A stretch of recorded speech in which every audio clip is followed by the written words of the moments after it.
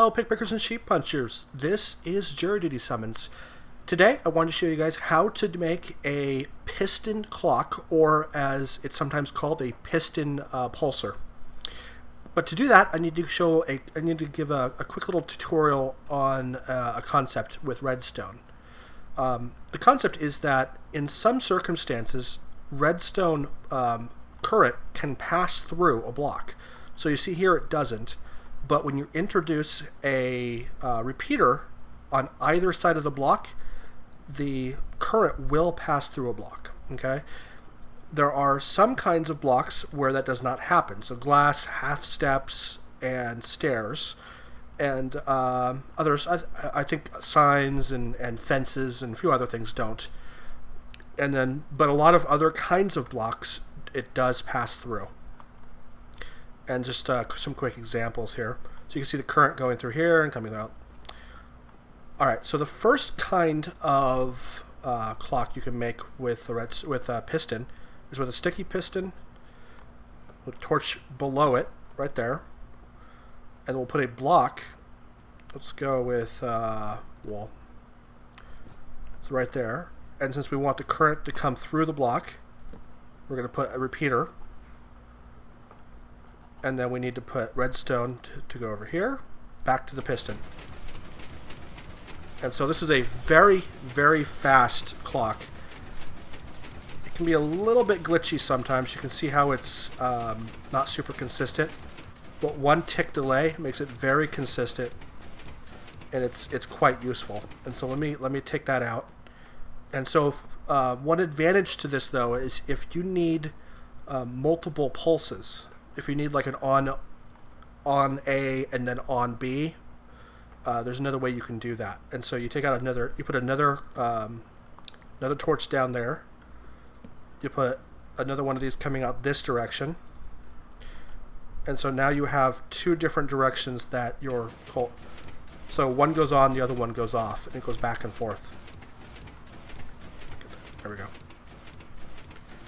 So that's pretty useful in certain circumstances where you need two counterbalancing pulses.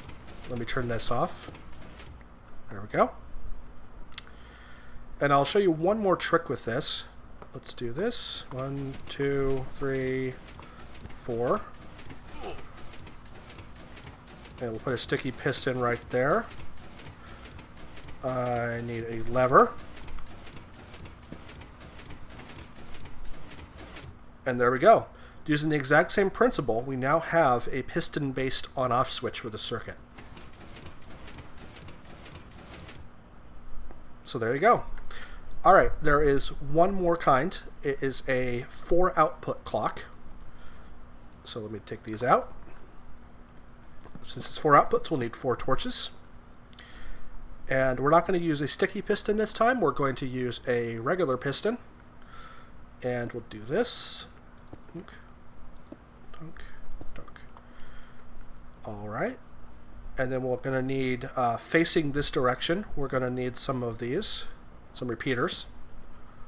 This is to capture the current that comes out. And I'll put a block in there for now so you can kind of see what's going on. Okay. And then we need to draw the redstone out.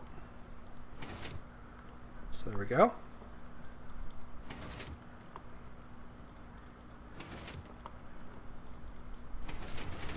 So there you go. Now we have 4 different outputs that can be used. And they fire sequentially. And they can actually even delay everything by increasing the delays on these repeaters. So if you want it really slow, you can even get it slower than that by so you get 4. You can get 4 down to 4, and if you put more repeaters out, you could delay even arbitrarily longer, which is quite useful for timing different events. And this circuit, let's break the circuit here.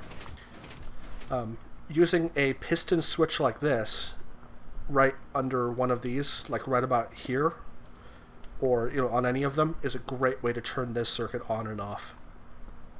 The reason why this is important becomes extremely useful in the piston punch card system, because in the punch card system you have four different sets of pistons that need to be fired off sequentially.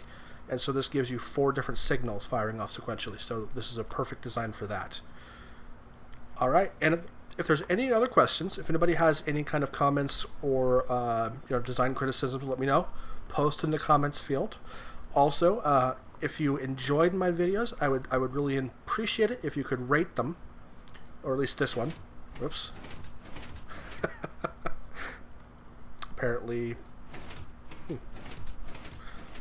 probably not helpful, but interesting nonetheless. All right, have a nice evening, everybody.